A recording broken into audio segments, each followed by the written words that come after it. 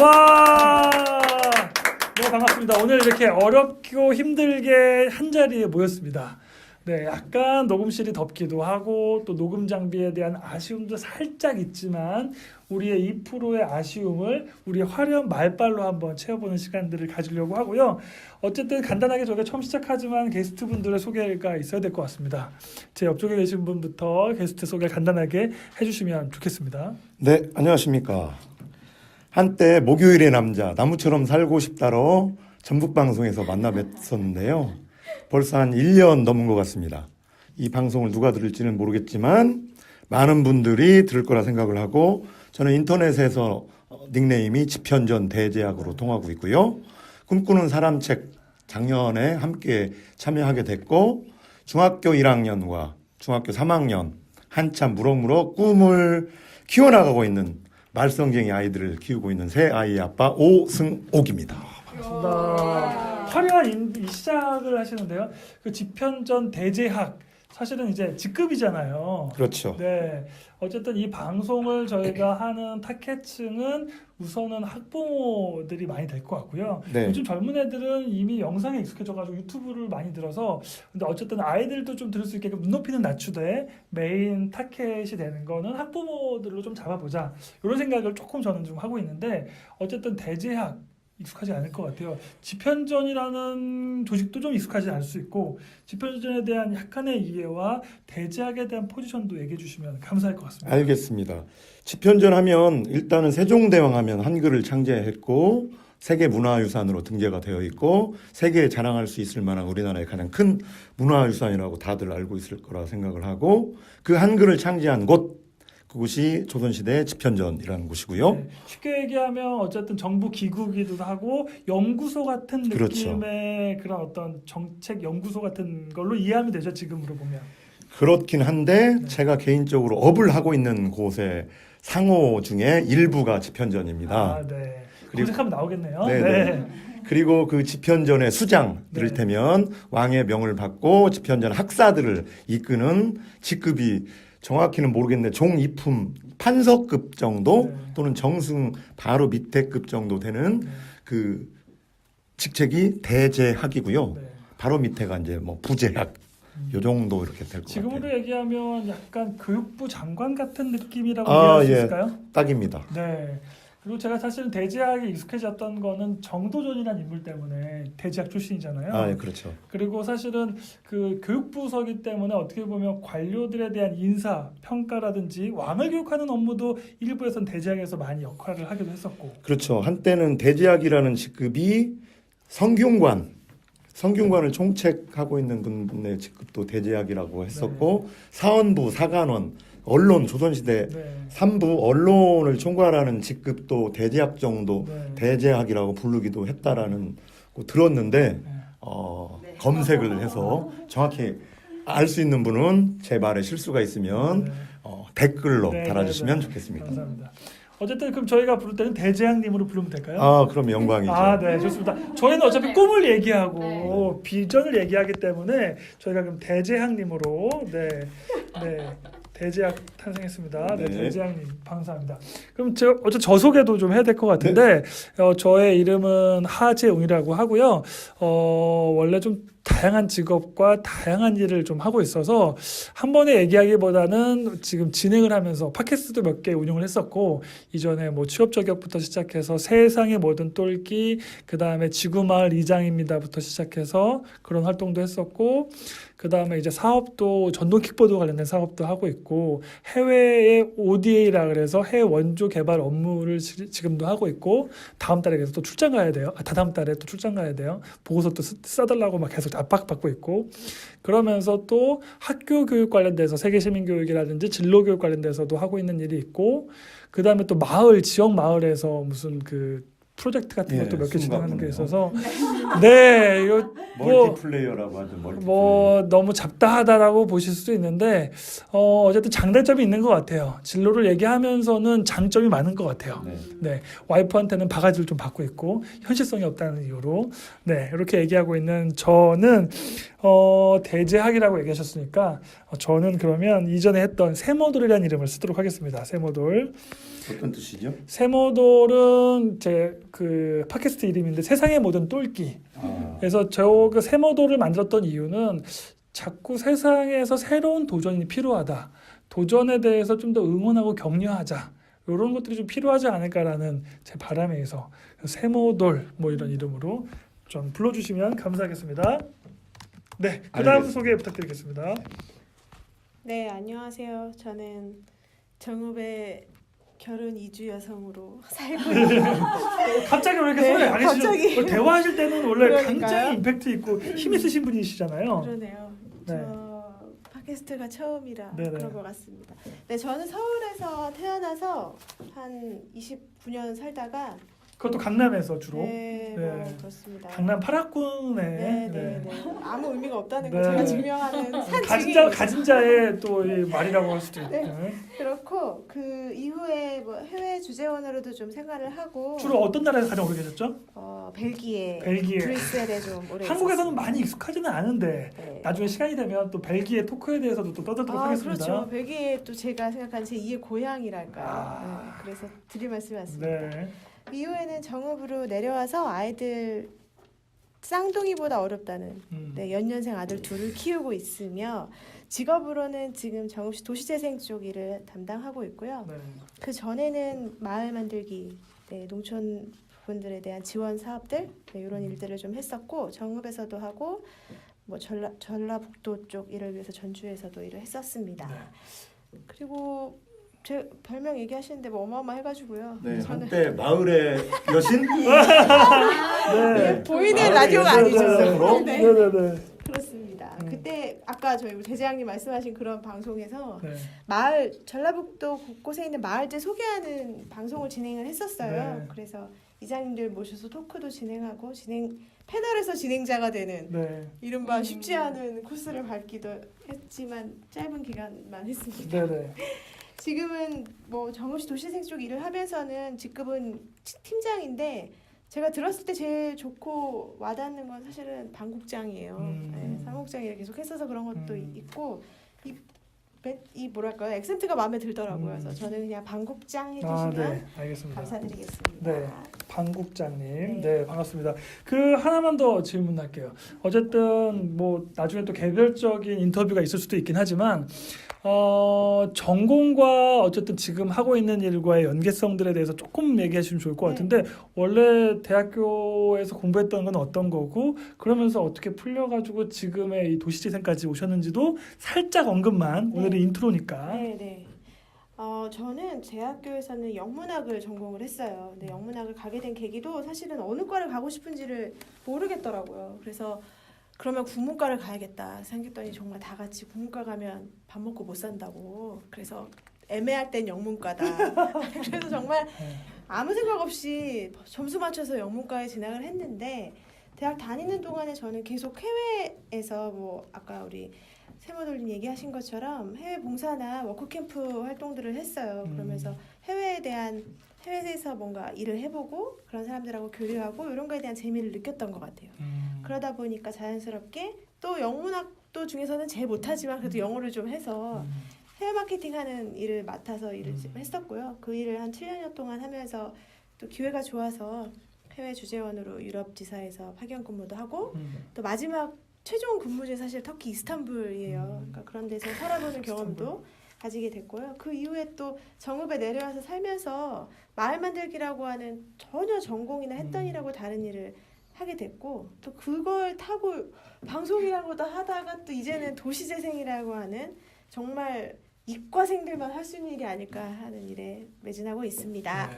네. 재밌네요. 사실은 우리가 전공이 별거 아니고 사실 적성이 안 맞는 경우도 많지만 어쨌든 우리가 전공으로 내 인생에서 찍혀버리는 순간 그것 자체가 좋든 싫든 자기의 어떤 또 하나의 네임밸류처럼 작용할 수밖에 없는 부분들을 또 하나 보여주는 것 같고요. 맞습니다. 그러면서 또 그것과 연결고리로 그렇게만 사냐? 또 그렇지도 않은 삶의 모습을 또 보여주고 있는 케이스여서 네. 그런 사례여서 네. 한편으로 흥미롭기도 하고 또 전공에 대해서도 한번 생각해 볼 수 있는 여지가 되는 그런 좋은 또 사례를 얘기해 주신 것 같습니다. 아직 30대에 막 막차입니다만 네네네.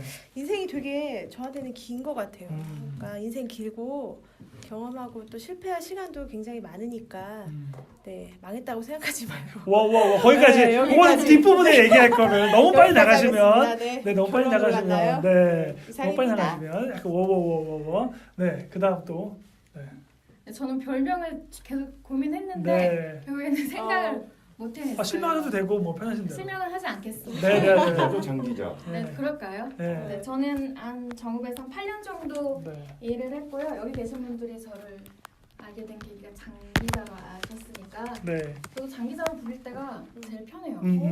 아주 자기의 약간의- 편한 이름이 중요한 것 같아요. 약간의 부담감이 있는데 아, 기자라는 부담감인가요? 그때 했던 만큼의 일을 해야 된다는 부담감인 것 같아요. 그때는 어떤 일을 하셨죠? 그때는 이제 정읍의 여러 군데를 네. 다니면서 취재를 하고 취재하고 네, 리포터하고 인터뷰를 하고, 네, 실제 방송을 기자 하고. 방송 네, 기자 네. 일을 하셨던. 지금은 어떤 일을 하시나요? 지금은 그때에 비하면 10분의 1도 일을 안 해요. 네네. 근데 수익은 좀 더 많지만 아주 좋은 거 아닌가요? 점, 10분의 1로 안 하면서도 수입은 그때보다 좀 더 좋아. 네, 좀 더 좋아요. 뭐 로망 아니에요. 요즘 애들이 제일 많이 하는 게 전 돈 많은 백수가 될 거예요. 네, 이런 맞아요. 애들이 제일 많거든요. 사실은. 건물을 산 거 아닐까요? 아, 건물은 아직 못 샀고요. 네네. 샀으면 좋겠다. 차는 사신 것 같더라고요. 어. 네. 새 차. 디자인 좋은 네. 새 차를 사셨더라고요. 차는 샀는데 네. 이렇게 해서 제가 관심 있는 거는 네. 방송을 지역에 있는 애들은 조금 가기가 어렵다고 생각을 하잖아요. 굉장히 큰 관문이라고 생각하고 네. 서울에 있는 애들이 더 잘 되겠지라고 생각하지만 저는 광주에서 학교를 다녔거든요. 학교 이름 말하면은 비하한다고 할까 봐 말은 못해. 네. 편하신 대로 편하신 대로. K대. 네. 네, 그냥 네. 신방과를 지방에서 나왔는데 음. 굉장히 오랫동안 아나운서가 하고 싶어가지고 공부를 서울에서 쭉 했어요. 알바도 하면서. 그래서 결국에는 28살에 정직원으로 아나운서 입사를 하고 네, 조금 더 있다가 이제 취재기자 공부를 다시 해서 기자 생활을 했습니다. 네. 그리고 지금 그만둔 지 한 1년 넘었어요. 아. 네. 그럼 어쨌든 지금 아나운서 일이 희망이었는데 네. 지금은 그 일을 내려놨다고 볼 수 있나요? 그런- 어느 정도는? 네, 어느 정도 내려놨죠. 네. 그러면 그거에 대해서 아쉬움은 없으세요? 그거에 대한 아쉬움이 있어서 네. 지금도 네. 뭐 지역 축제나 뭐 기관에서 네. 하는 사회 같은 거. 그래서 팟캐스트도 오신 거잖아요. 네, 맞아요. 아, 그죠? 꾸준히 하고 있고요. 네, 네. 네. 여기서 또 재밌는 거는 어쨌든 우리가 요즘 애들 많이 물어보면 가장 많은 여론조사 중에 하나가 연예인이에요. 그렇죠. 연예인 중에서도 아나운서 비율이 은근히 또 많아요. 그렇죠. 근데 사실은 아나운서 일을 해보셔서 알지만 우리가 알고 있는 텔레비전에 나오는 아나운서 말고도 게임 아나운서, 맞아요. 그다음에 유튜버 아나운서, 팟캐스트 아나운서, 또 사실은 지방 사실 국가 기관에서도 아나운서 일을 또 하는 사람들도 많고 네, 네, 네. 엄청나게 직군이 넓은데도 불구하고 우리가 흔히 알고 있는 고정화된 아나운서의 KBS나 MBC, 네, SBS만 그런- 아나운서라고 생각을 네 하죠. 맞아요. 사실은 말하는 사람이 전부 다 아나운서잖아요. 맞아요. 그리고 그것이 할 수 있는 것들도 엄청나게 또 많잖아요. 사실은 그렇죠. 말이 갖고 있는 힘, 네. 네, 그런 것들이 또 뭐 정치에게 또 한도 끝도 없지만 정치도 말로 하는 거라고 얘기할 정도로 대변인들도 사실은 네. 또 그렇게 연결되는 경우들도 많고 되게 청와대 대변인부터 시작해서 뭐 할 수 있는 게 되게 많고 다양한데 우리가 갖고 있는 진로에 대한 이야기라는 것이 아나운서만 가지고도 사실은 이렇게 스펙트럼이 넓게 볼 수 있는 그런 인식이 좀 깨어있는 방송, 진로나 직업에 대해서 좀 더 확장된 인식을 만들 수 있는 방송이 되기를 희망하는 거 와. 아닙니까 저희가? 네. 맞습니다. 네, 네. 그 아나운서 중에 저는 엄청나다. 제일 엄청난 아나운서가 재미있는 아나운서가 네. 야구장 장내 아나운서 아, 네. 또 농구장 가면 네. 선수 소개부터 네. 맞아요. 장내 아나운서 사실은 또 아나운서 제가 최근에 또 이영자 씨의 프로필을 보다 보니까 원래 밤무대에서 MC나 그 술 취한 사람들 다루는 건 대한민국 최고라고 인정받는 사실 어떻게 보면 그 개그맨 출신이긴 하지만 그때 전유성 씨한테 딱 픽업돼가지고 예, 개그맨의 새로운 바람이 됐다고 하더라고요. 그러니까 이렇게 우리가 아나운서, MC 뭐 이런 일들이라는 게 굉장히 종류가 많고 사실은 또 우리가 모든 것들이 소통이 중요하다고 얘기하는데 퍼블릭 소통이라고 하는 건 모두 다 아나운서나 이 MC들의 역할이 많다 보니까 말하는 그런 사람은 부분에. 다 아나운서다. 그렇죠. 아는 말하는 게. 사람은 다 아나운서. 맞아요. 네. 저도 아나운서네요. 저도. 아나운서. 아유 감사합니다. 네. 저도 아나운서 좋아해요. 네. 네. 저는 그래서 누구나 진짜 저희 한국에서는 사실은 이런 정말 외국에서 유명한 토크쇼 같은 것들이 많은데 아직 전통 있고 권위 있는 토크쇼가 전통으로 형성되어 있지가 않다라고 하는 부분에 아쉬움이 있는 사람 중에 하나거든요. 그래서 그런 부분들이 좀 더 잘 만들어지는. 근데 그게 지역의 마을이나 이런 데서도 잘 정착되고 정읍에서도 우리가 계속 그런 고민들을 하고 있는 거 아닙니까? 네, 그럼요. 그렇죠. 네. 자, 그러면 이제 게스트 소개 뭐 혹시 네. 그러면 저기 저희 방청객도 있어가지고 네. 네, 방청객 목소리 한번 살짝. 네, 반갑습니다. 네, 방청객 윤이나. 네, 반갑습니다. 네, 이렇게 해서 또 네, 박수 소리 한번 이렇게 다 크게 또 하시고. 그래서 어쨌든 개인 소개가 싹 훑은 개인 소개만 해도 필이 좀 오네요. 그죠? 네, 느낌 오네요. 느낌. 네. 느낌이 오고 아직은 언제 끼어들어야 되는지 네. 이건 아직 모르겠어요. 네, 하다 보면 또 익숙해집니다. 그리고 저희가 또 첫 번째 얘기할 게 결국은 정읍의 진로 교육을 얘기하는데 전국적으로 사실은 정읍뿐만 아니라 진로 교육이 참 붐이에요. 중요하다고 얘기하고 교육감 선거가 끝났는데 교육감 선거 때도 뭐 진로 교육에 대한 여러 가지 논의들이 있었고 진로 교육에 대해서 어쨌든 붐업이면 좋은 건가요? 나쁜 건가요? 편하게. 좋은 거라고 생각을 해요. 네, 일단은 진로 교육이 지금 확산되고 있는 건 좋은 현상이다. 왜 그렇게 생각하시죠? 우리 아까 그 전공과 네네. 현재 먹고 사는 직업 또는 꿈과 얼마나 상관이 있느냐라고 했을 때 대부분 저희 잘할 때는 점수에 맞춘다거나 저는 원래는 무역학과를 가고 싶었는데 학교에서는 무역학과를 썼다가 원서를 넣을 때 경영학으로 바꾼 이상한 케이스예요. 왜냐하면 수학을 워낙 못해가지고 그나마 무역을 하면 수학을 덜 할 줄 알고 그 전날 학교 앞에서 잤는데 그 형님이 무역학과를 다니고 있는데 무역학과 수학을 많이 한다.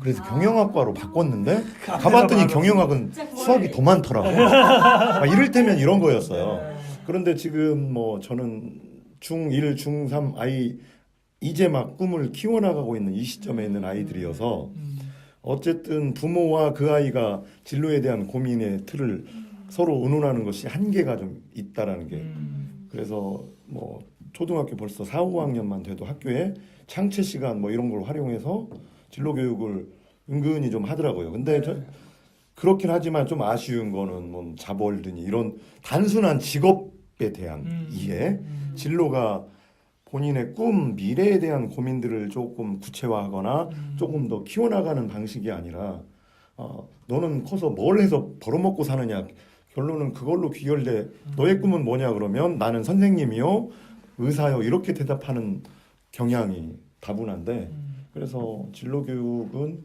이제 사실은 저도 전문가도 아니고 전문성을 좀 쌓고 싶긴 한데 우리 아이들의 꿈 이런 것들을 좀 더 키워나가는 방향으로 네. 잡아줬으면 좋겠다. 진로 지도에 대한 전문성의 얘기는 좀 더 뒤에 하시면 좋을 것 같고요. 제가 정리하는 입장에서 정리를 하면 어쨌든 반가운 진로 교육이 확산되고 있는 건 굉장히 반가운 일이다. 그렇죠. 반가운 일이라고 하는 건 어쨌든 학부모로서 그런 것들을 판단할 수 있거나 정보나 이런 게 제한이 많다 보니까 어쨌든 학교나 이런 데서도 그런 것들을 좀 더 확산시켜서 많이 논의하고 하는 건 필요한 것 같다. 네. 왜냐하면 본인의 어떤 경험으로 봐도 굉장히 우연한 기회에 전공과 연결해서 또 갑자기 바꾸게 되고 전공을 통해서 또 되는 것 같지만 또 그렇게 되지도 않고 이런 부분 때문에 어떻게 보면 수없이 많은 선택을 하면서 사실은 선택할 때마다 어떤 것에 기준을 잡아야 될지 고민이 좀 있었는데 그런 부분들이 어쨌든 지금에 있는 확산되고 있는 이 진로 쪽에서는 어느 정도는 해결되는 것 같다. 이제 그럼에도 불구하고 아쉬운 점은 진로 자체가 마치 돈 버는 일 직업 이런 걸로만 너무 꽂혀 있다 보니까 너무 단순화돼 가지고 뭐 어떤 변호사, 의사라고 하는 정형화되어 있는 직업에 대한 논의만 있는 건 좀 아쉽다. 이렇게 그렇죠. 정리할 수 있는 건가요? 네네 잘 정리해 주셨고요. 네. 네, 혹시 또 다른 분들은 어떻게 느끼시는지 진로 교육에 대해서 붐업이 되고 있고 이렇게 아까 말씀하신 내용대로 직업과 꿈은 다른데 아이들이 그걸 이제 동일시하게끔 만드는 진로 교육은 좀 바람직하지 않다라는 생각을 하고요. 결국 진로라는 거는 끊임없이 찾아가야 되는 인생 같은 건데 그걸 어떻게 한번 맛보고 체험한다고 해서 내가 뭐가 돼야겠다. 나 환자를 만나도 이렇게 떨리지 않으니 의사가 돼야겠다. 이거는 좀 아니지 않나. 네. 그러니까 실질적으로는 본인이 가진 강점이라던가 내가 어떤 걸 했을 때 더 이렇게 좀 내가 가진 장점과 만났을 때 직업이라든 어떻게 보면 사회적 소명이잖아요. 맞아요. 그거랑 연결될 수 있을지를 경험하면 좋겠다. 근데 네. 그 경험의 방식은 말했던 것처럼 모두 다 체험해보고 들어갈 수가 없기 때문에 어떻게 하면 좀 더 아이들에게 다가갈 수 있는 간접 체험의 방식이 있을까를 고민하고 있는 거죠. 저희도. 네. 더더군다나 저희는 좀 지방 소도시에서 많은 직업이나 경험을 가지지 못한 상황이기 때문에 아이들이 그런 경험마저도 부족하면 어쩌지 하는 불안감이 학부모로서도 있고요. 네. 전반적으로 어쨌든 계속 나오는 거는 진로 교육 자체가 너무 직업에 국한돼서 맞습니다. 논의되는 것에 대해서 아쉬움을 네. 다 동의하시면서 얘기되고 있는 너무 거고. 어린 나이부터 직업하는 거는 네. 너무 그래요. 좀. 그러면 얘기 나와서 어쨌든 정읍의 학생들이 그런 경험치를 누릴 수 있는 것들이 별로 없다라고 얘기하셨는데 뭐 서울은 선택의 폭은 많지만 또 막상 애들이 경험을 많이 하냐라고 보면 또 한번 생각해 볼 여지가 많이 있기도 해서 맞아요. 지금 어쨌든 그러면 정읍 아이들의 현실에 대해서도 조금 얘기하면 좋을 것 같아요. 왜냐하면 저희가 진로를 얘기함에 있어서 방향성과 주던 얘기는 어쨌든 정읍에 있는 아이들의 현실에 기반으로 해서 그들의 필요를 좀 더 채워주거나 그들의 인식을 좀 더 확산시키는 데 목적이 있기 때문에 정읍의 아이들은 좀 어떻다고 볼 수 있을까요? 제가 만났던 네네네 편하게 아이들이라고 하기보다는 20대 20대 네, 20대 초반의 초반? 대학생들 방학 때 되면 이렇게 다 돌아오잖아요. 음. 그때 만나면 정읍에서는 일을 할 수가 일단 없다는 얘기를 해요. 젊은 애들이 정읍에 있으면 되겠냐, 더 도시로 가야지. 큰 물에서 놀아야 된다 거기서부터 뭐 이런 조금 진로 고민을 할 때 뭔가 자기 지역에서는 뭔가 할 수 없으니까 다른 지역에 가서 뭘 해야 된다, 찾아야 된다 이런 생각을 하는 것 같아서 지역의 학생들의 진로에 대해서는 글쎄요. 그냥 돈 많이 버는 것 외에는 다른 게 없었던 것 같아요. 기본적으로 사실은 지방 그러니까 정읍 같은 경우 정읍에 있는 사람들에 대한 프라이드가 약한 부분이 명확하게 있다라고 지금 얘기하시는 걸 네. 통해서 느껴지고 또 제가 만났던 중학생들도 설문조사 결과 통계가 나와야 되지만 많은 아이들이 실제로 정읍에서 계속 일하겠냐 정읍에서 남아서 살겠냐라고 했을 때 오히려 긍정보다는 부정이 더 많았던 것 같거든요. 이런 현실로 봤을 때는 어쨌든 정읍 아이들에게 대한 정읍의 정체성이 별로 없는 거라는 생각도 들기도 하고 그로 인해서 그런지 어쨌든 정읍에서 뭔가 일하고 정읍에서 거주하는 거에 대해서 별로 탐탁지 않은 분위기가 많은 것 같아요.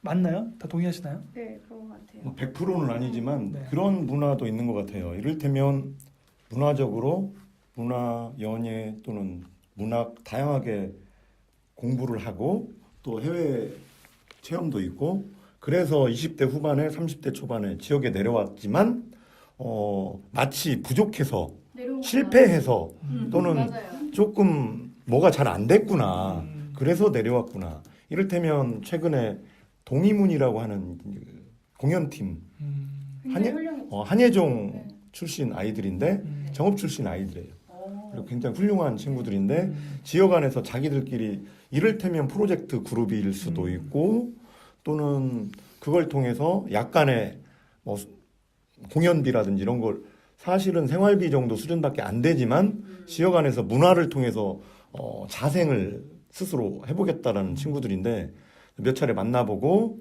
공연을 할 때 제가 약간의 스폰 뭐 도움을 살짝 드리기도 했어요. 근데 굉장히 건강한 친구들이고 이래서 그 친구들 젊은 친구들이 다시 돌아왔을 때 내 아들 또는 내 동생이 정말 훌륭한 친구들이 지역 안에 돌아왔구나 하고 박수 쳐주고 격려해주고 우리 수준에서 조금 부족해 보여도 정말 멋지다라고 해주고 이런 어른들의 모습 환경 조성이 좀 중요한 것 같아요. 그쵸. 내려왔을 때 왜 내가 눈치를 봐야 되지? 이런 게 있다고 하더라고요. 제가 만났던 맞아요. 20대들은. 그렇구나. 네, 그래서 그럼 좀 뭔가 이 분위기가 왔구나, 그래 잘 됐다, 우리 뭐 해보자 이런 식으로 가야지. 제 뭐 취업이 안 됐대, 뭐 잘렸대 이렇게 된다고 느끼니까 오고 싶어도 못 오는 친구들이 있어요. 사실 서울에서도 저는 사무실 노량진에 있다 보니까 소위 말하는 수많은 루저들을 사실 보게 되거든요. 그러니까 서울도 사실 루저들은 넘쳤고 넘쳤는데 훨씬 많겠죠. 네, 훨씬 많죠. 인원수보다 훨씬 많죠. 미국아. 네. 근데 사실은 그 전반적으로 근데 정읍에 오면 왠지 루저인 느낌을 갖게 되는 게 아쉽다고 얘기하는 거잖아요. 사실 그 전반적으로 사회 분위기나 정읍 내에서도 왠지 좀 성공하면 서울로 가야 될 것 같고 맞아요. 이런. 근데 사실 그거는 전반적으로 우리 한국 사회가 가지고 있는 네. 특징인 것 같아요. 모든 소도시가 갖는 특징이고 네. 전주에 있는 친구들도 마찬가지고 서울에 일단 내려오면 일단 제가 뭐가 잘 안 됐대 이런 식으로 보니까 그렇죠. 환경 조성이 제일 먼저 되지 그쵸. 않을까. 사실은 뭐 욕을 많이 하지만 일본 같은 경우는 회귀 현상들이 되게 많아지고 있고 그걸 되게 장려하는. 왜냐하면 어쨌든 지금도 사실은 정부 쪽에서의 방향은 지방화에 대한 부분들이 명확하게 있고 사실 저는 어떻게 생각하냐면 서울 같은 경우는 실력의 차이가 아니라 실력이 비등비등해도 사실은 뭐 예를 들면 뭐 100명을 뽑는다 그러면 1등 그러니까 예를 들면 한 30등부터 150등까지는 실력이 비슷비슷하거든요. 근데 사실은 그 안에서의 차이인데 어쨌든 서울은 무대가 너무 좁아요. 그래서 실력이 있어도 무대에 서지 못하는 경우가 너무너무 많아요. 하지만 그 같은 실력으로 사실은 지방에 내려오거나 이렇게 하면 꽃을 필 수 있는 게 많은데 저는 거기에 대한 대표적인 예가 가수 쪽으로 얘기하면 트로트 가수들이라고 생각하거든요. 그러니까 실력이 있었는데 뭐 댄스나 발라드로 하지 않고 트로트로 온 애들은 빨리 성장할 수 있었어요. 포지션도 빨리 잡고 있었고 왜냐하면 경쟁이 별로 치열하지 않기 때문에. 그랬던 케이스가 되게 많거든요. 그런 것처럼 자기의 어떤 포지션 전략, 위치 전략을 좀 더 빠르게 세운다면 정읍에서도 훨씬 더 많은 기회를 얻을 수 있고 그게 꼭 요즘 같은 경우도 저희 서울에서 왔다 갔다 하는데 무슨 1시간 반이면 왔다 갔다 가능하니까 서울에서도 지낼 때 거리가 1시간 반 왔다 갔다 하는 경우 되게 많거든요. 그러니까 진짜 한국 자체가 워낙 그런 교통에 대한 자유함이 있어서 교통이나 지역에 구애받지 않고 활동할 수 있는 무대 폭이 되게 넓기 때문에 그런 부분들을 좀 더 폭넓게 볼 수 있는 부분들이 많지 않을까라는 생각을 하게 됩니다. 네. 잠깐 쉬었다가 하겠습니다. 네. 네. 쉬었다 하시죠.